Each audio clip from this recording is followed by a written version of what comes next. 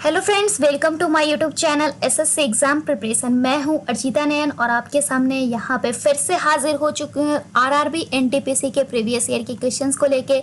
और ये जो सारे क्वेश्चंस है वो 2 अप्रैल 2016 को फर्स्ट शिफ्ट में पूछे गए थे। बिकॉज प्रीवियस ईयर के क्वेश्चंस हमें पता होना बहुत ही ज़्यादा ज़रूरी है ताकि हमें पता चल सके कि किस तरीके से पैटर्न वाइज एग्जाम में क्वेश्चन पूछे जा रहे हैं और हम उसी तरीके से तैयारी भी करेंगे। इसके अलावा इसमें क्या क्या पढ़ना है उसके लिए हमने आपको अलग से भी वीडियो बना के रखी है, तो आप उसे भी ज़रूर से ज़रूर देख लीजिए ताकि आपको अलग से टॉपिक भी क्लियर हो जाए। इसके साथ साथ मैं आपको बता दूं, यह आपका इसका सेकेंड पार्ट होगा। इसका फर्स्ट पार्ट अपने अपलोड करके रखा है जिसका लिंक जो है आपको नीचे डिस्क्रिप्शन बॉक्स में मैं दे दूंगी।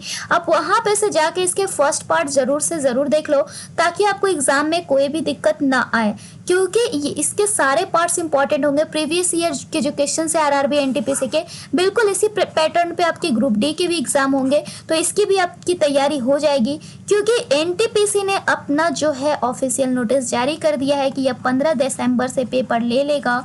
अभी 1-1.5 साल से यह पेपर नहीं ले रहा था, तो स्टूडेंट्स इसके लिए कम पढ़ाई भी कर रहे थे, बट आपको अब इस पर पूरे फोकस डाउन कर लेने हैं कि आपको 15 दिसंबर से जो इसके एग्जाम होंगे उसमें आपके सिलेक्शन हो ही जाए। तो चलिए शुरू करते हैं। तो पिछले वीडियो में हमने क्वेश्चन नंबर 25 तक देख लिए थे, तो अब हम स्टार्ट कर रहे हैं क्वेश्चन नंबर 26 से, क्योंकि एक भी क्वेश्चन आपको मिस नहीं होना चाहिए। तो चलिए देखते हैं। सबसे पहला क्वेश्चन आपका रीजनिंग से रिलेटेड है।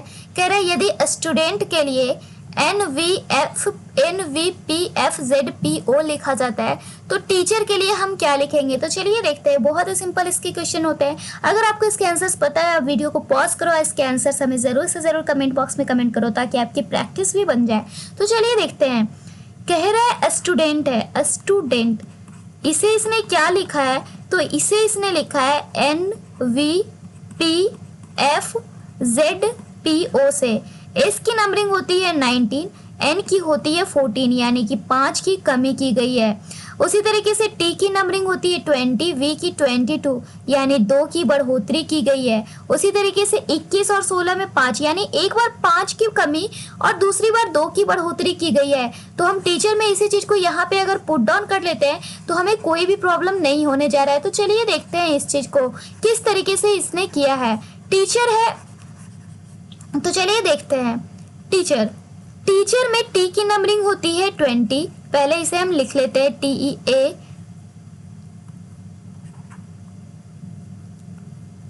TEACHER। इसमें टी की नंबरिंग होती है 20 में से 5 कम करेंगे तो 15 होती है ओ की नंबरिंग, जो कि बस 2 में है, तो सी और डी तो कैंसिल हो गई। ई की नंबरिंग होती है 5, 2 हम ऐड करेंगे तो 7, तो जी, तो यह भी कैंसिल, ऑप्शन नंबर ए हो गया। बट फिर भी हम इसके आगे देख लेते हैं।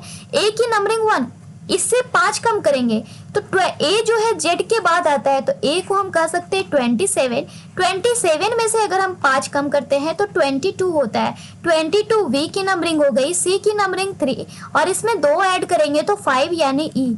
एच की नंबरिंग होती है 8 और इसमें 5 की कमी करेंगे तो ई। इसमें 5 की कमी करेंगे तो 8 में से, यहाँ पे अगर हम कम कर रहे हैं तो 8 में से 5 गया तो 3 होता है, जो कि सी का आ जाएगा। फिर हम ई की नंबरिंग देखें 5 + 2 हमारा 7 होता है, जो कि जी हो जाएगा। आर की नंबरिंग 18 - 5 होता है 13, जो कि एम का हो जाएगा। ऑप्शन नंबर ए हो गया। अगला क्वेश्चन है आपके स्क्रीन पे। कंप्यूटर के निर्माता उपयोगकर्ता द्वारा एक बार प्रोग्राम किए जाने के बाद निम्नलिखित में से संशोधित नहीं किया जा सकता है, किसे। तो रोम को हम संशोधित नहीं कर सकते हैं, यानी ऑप्शन नंबर डी। अगला सवाल है, 2 धनात्मक संख्याओं का अंतर 50 है और उन दोनों का अनुपात 7:2 है, तो दोनों संख्याओं का गुणनफल क्या होगा। हमने देखा 2 संख्याएं हैं 7:2 में, इनका अंतर है 50, बट यहाँ पर हम देख रहे हैं अंतर है 5, यानी 5 में हम अगर 10 गुना करते हैं तो 50 आते हैं, तो संख्याएं हो गई 70, इसमें भी 10 गुना करेंगे और 20, तो 1400, ऑप्शन नंबर सी। अगला सवाल है क्वेश्चन नंबर 29। हेल्थ की वैल्यू है IDBKUG, तो हॉस्पिटल की वैल्यू क्या होगी, यह हमसे पूछ रहा है। तो H में 1 ऐड करते हैं तो I आता है। E में हम यहाँ पे देखें तो 1 कम करते हैं तब D आता है। A में 1 ऐड करेंगे तो B, L में 1 कम करेंगे तो K। इस तरीके से चल रहा है, यानी 1 बढ़ रहा है फिर 1 घट रहा है।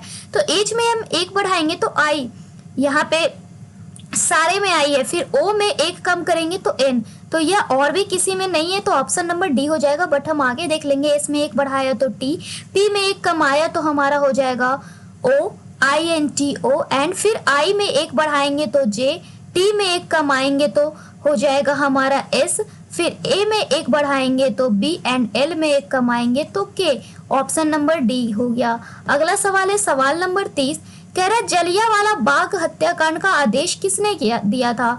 तो यह आदेश दिया था कर्नल रेजिनाल्ड डेयड। आप सभी को कमेंट करके बताना है कि जलियांवाला बाग हत्याकांड कब हुआ था और यह क्यों हुआ था, इसमें यहाँ पे मीटिंग क्यों रखी गई थी, इन सभी चीज़ों की फुल डिटेल आप सभी को हमें कमेंट बॉक्स में कमेंट करने होंगे। तो चलिए देखते हैं सवाल नंबर 31। ये आपका कंपाउंड इंटरेस्ट के क्वेश्चन है। कह रहा है अर्धवार्षिक रूप से चक्रवृद्धि ब्याज से 80,000 रुपयों को 2 वर्ष बाद 20% की वार्षिक दर से कितने रुपए हो जाएंगे? अर्धवार्षिक कह रहा है चक्रवृद्धि ब्याज से 80,000 रुपए का आप 2 वर्ष बाद 20% की दर से निकालो। अर्धवार्षिक जैसे ही होता है तो हमारा टाइम जो है 2 गुना हो जाएगा। अगर तिमाही रहता है तो टाइम हमारा 4 गुना हो जाता है। इस तरीके से चलता है तो टाइम 2 गुना यानी 4 वर्ष, और रेट जो होता है आधा हो जाता है यानी 10%। तो 80,000 रुपए के 4 वर्ष के लिए अब हमें 10% का पहले कंपाउंड इंटरेस्ट निकालना होगा, या फिर आप इसके फॉर्मूले भी यूज कर सकते हैं, बट फॉर्मूले से अच्छा हमें ये रूल लगता है। 80,000 का हम पहले 10% निकालेंगे तो 8,000। 4 साल के लिए बोला है तो हम 4 बार 10% निकालेंगे तो 800, फिर से 10% निकाला तो हमारा हो गया कितना, तो 80, और फिर से 10% निकालेगा यहाँ पे तो 8। अब हम 4 ईयर के लिए रेशियो हमने आपको बता के रखा है 4, 6, 4, 1। अगर आपको इसके कैसे हम रेशियो निकालते हैं, कैसे इसे यूज करते हैं, ये नहीं पता है तो यह हमने आपको कंपाउंड इंटरेस्ट की वीडियो में पढ़ा के रखा है, तो आप उस वीडियो को जरूर से जरूर देख लीजिए। मैं उसका भी लिंक आपको नीचे डिस्क्रिप्शन बॉक्स में डाल दूंगी। कह रहा 4, 6, 4, 1 है, तो हमने किया यहाँ पे क्या, तो 4 मल्टीप्लाई बाई हम क्या करते हैं, सबसे पहले फर्स्ट ईयर का करते हैं, बिकॉज जल्दी जल्दी हमें कोर्स खत्म करने हैं तो हम इसे ज़्यादा डिटेल तो यहाँ पे नहीं कर सकते, बट हमारी कोशिश इतनी रहेगी कि आपको इतने डिटेल में भी कई बात समझ में आ जाए। अब आप इन सभी को अगर जोड़ते हो तो 32,000 प्लस 4800 इस तरीके से हमें जोड़ना पड़ेगा। तो हमने जोड़ा तो ये हमारा आ जाएगा 37,128। कह रहा है कितने रुपए हो जाएंगे, तो इसे में हम 80,000 को ऐड कर देंगे तो लास्ट में 8 तो बस एक ही में है, यानी 1,17,128, ऑप्शन नंबर बी।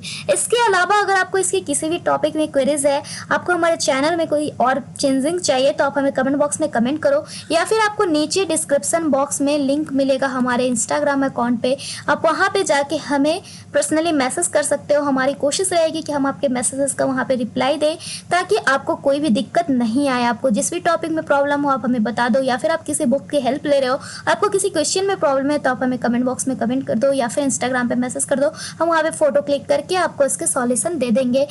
तो चलिए देखते हैं क्वेश्चन नंबर 32। कह रहा है बिहार का रिलेशनशिप है पटना से तो गुजरात का किससे होगा?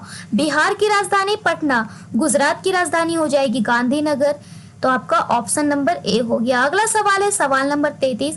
कौन सा एक प्रारंभिक कंप्यूटर नहीं है? तो यह क्वेश्चन जो है डिसक्रिपेंसी इसमें पाया गया, क्योंकि इसमें जो है क्वेश्चन आंसर में थोड़ी प्रॉब्लम थी तो एग्जाम में इस क्वेश्चन को इग्नोर कर दिया गया था। तो अब बढ़ते हैं अगले क्वेश्चन की ओर। Question number 34।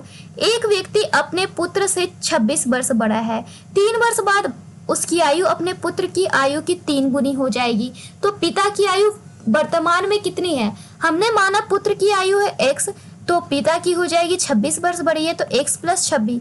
3 वर्ष बाद पुत्र की आयु की 3 गुनी होती है पिता की आयु, तो 3 वर्ष बाद पुत्र की आयु हो गई x + 3, इसकी 3 गुनी क्या हो जाएगी, तो पिता की आयु, तो x + 26 + 3 यानी x + 29, तो हमारा हो गया 3x + 9 = x + 29। हम इसे ओवरऑल सॉल्व करेंगे तो 2x = 20।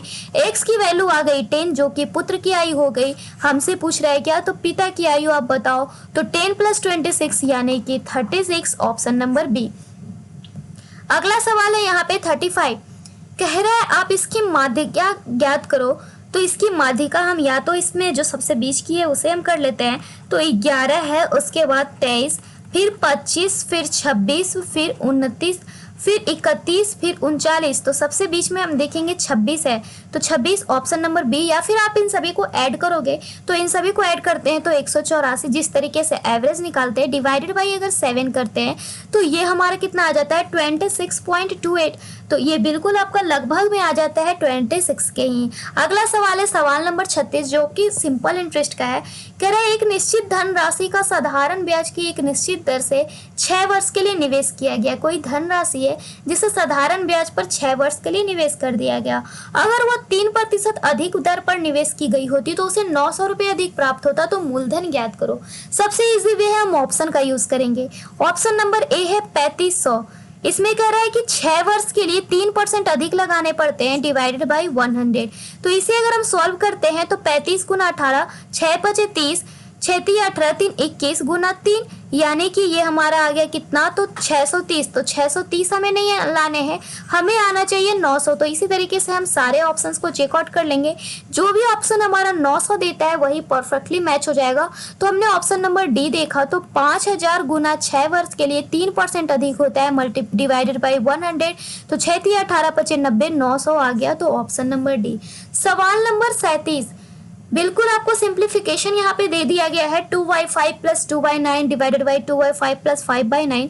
हम इसे एक फ्रैक्शन में करेंगे 2y5 प्लस 2/9। तो इसे हम अगर ओवरऑल सॉल्व करते हैं तो 45 और 9 दूना 18 प्लस 10 यानी 28 डिवाइडेड बाई 45। अगला को करेंगे तो 45 और ये हमारा कितना हो जाएगा, तो 9 दूना 18 प्लस यहाँ पे हमारा हो जाएगा कितना, तो 5 पचे 25, तो 43/45। इन दोनों को डिवाइड करेंगे तो 45 से 45 cancel, 28 divided by 43, option number B. अगला कह रहा है इसमें से कौन सा सत्य है आप हमें बताओ। रेटिना पर बनने वाला प्रतिबिंब उल्टा होता है, बिल्कुल सही है। आगे चेक कर लेते हैं। रेटिना पर बनने वाला प्रतिबिंब मूल छवि से दोगुना होता है, बिल्कुल नहीं। रेटिना पर बनने वाला प्रतिबिंब का आकार वस्तु के समान होता है, यह भी कोई कंफर्म नहीं है। रेटिना पर निर्मित प्रतिबिंब ऊर्ध्व होता है, यह भी गलत है। यानी कि हमारा क्या हो जाएगा, तो ऑप्शन नंबर ए। अगला है सवाल नंबर 39, सबसे अलग को चुनो। साइरस, मंगल ग्रह, नेपच्यून या शनि ग्रह। तो ये सारे प्लैनेट्स हैं, जबकि साइरस प्लैनेट नहीं है, तो सबसे अलग हो गया ऑप्शन नंबर ए। अगला सवाल है रेडियम किस खनिज से प्राप्त किया जाता है। तो रेडियम जो है पिच ब्लेंड नामक खनिज से प्राप्त किया जाता है, ऑप्शन नंबर डी। सवाल नंबर 41, 14 जुलाई 2015 को ये आपका उस समय का करंट अफेयर का क्वेश्चन था, बट अभी आपको ये नहीं पूछा जाएगा बिकॉज ये अभी करंट में नहीं चल रहा है। तो अभी का जो करंट चल रहा है आप उसे ध्यान में रखते हुए चलोगे। कह रहे 14 जुलाई 2015 को उड़ान भरने वाला नासा का पहला अंतरिक्ष यान कौन सा है जिसका उद्देश्य प्लूटो की ग्रह प्रणाली पर आधारित डेटा एकत्र करना है। तो यह है new horizons, option number B था। अगला सवाल है पी कार्य करने में क्यू से दोगुना सक्षम है। दो लोगों की बात करते हैं तो हम मान लेते हैं कि क्यू एक काम करता है तो पी 2 काम करता होगा। दोनों एक साथ मिलकर किसी काम को करता है 22 डेज में, तो क्यू अकेला इस काम को कितने दिनों में करेगा। तो दोनों एक साथ करता है और एक दिन में करता है 3 यूनिट, तो दोनों 22 दिन में कितना करेगा, तो 66 यूनिट। अगर क्यू की बात करते हैं तो क्यू अकेला इस काम को कितने दिनों में करेगा, तो एक दिन में 1 यूनिट, तो यह करेगा 66 दिन में, ऑप्शन नंबर सी। सवाल नंबर 43, एक 2 अंकों की संख्या जो है अपने योग की 4 गुनी है। तो देखते हैं, हम सारे ऑप्शंस को पहले चेकआउट कर लेते हैं इतना पे ही। तो 4 2 6, तो 6 चौके 24, 2 1 3, 3 चौके 12, 12 चौके 48 और 9 चौके 36, बिल्कुल सही है।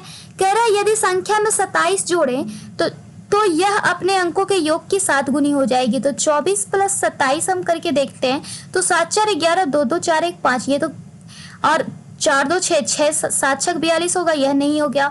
फिर 12 में अगर 27 को जोड़ेंगे तो 7 2 9 39, यह भी नहीं होगा। 7 गुना 48 में 27 को ऐड किया, 8 7 15, 4 2 6 1 7, यह भी नहीं होगा।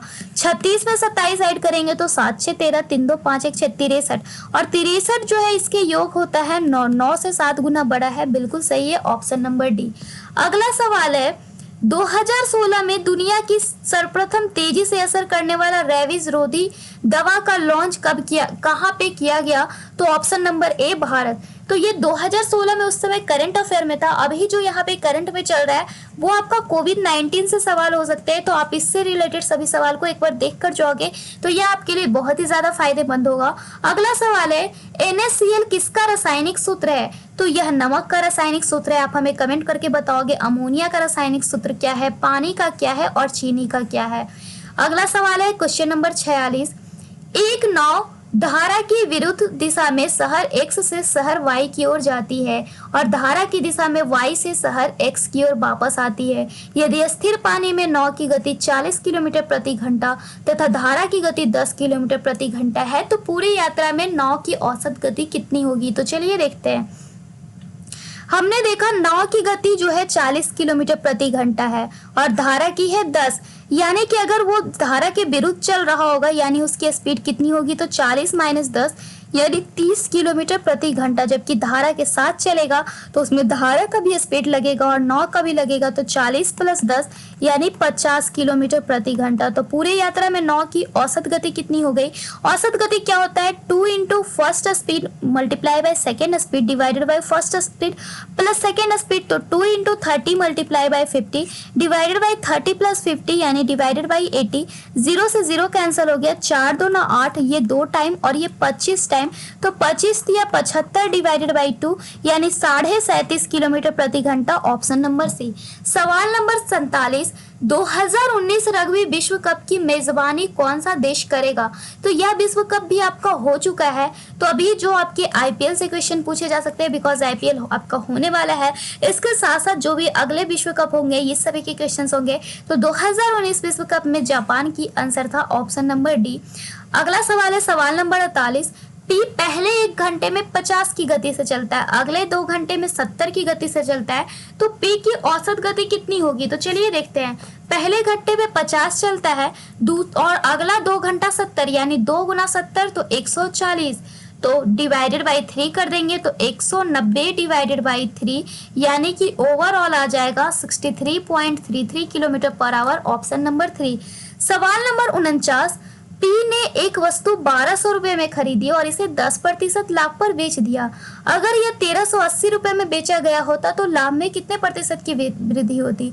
1200 में खरीदा और 10% लाभ में बेचा, तो कह रहा है कि अगर यह इसे 1380 में बेचता तो उसे कितने की लाभ होती? 1380 में बेचता तो उसे प्रॉफिट की बात हो रही है, तो सबसे पहले हम रुपए में निकाल लेते तो 180 रुपए की प्रॉफिट होती। परसेंटेज निकालेंगे इस तरीके से 00 से 00, 15% लाभ होता, तो लाभ में कितने परसेंट की वृद्धि हुई? तो पहले 10% की हो रही थी, अब 15% की यानी 5% की वृद्धि हुई। Option number 3। सवाल नंबर 50, अगर क्वाइल को हम 315912 लिख सकते हैं, पुलिस को 161512935 लिख सकते हैं, तो प्राइस को क्या लिखेंगे?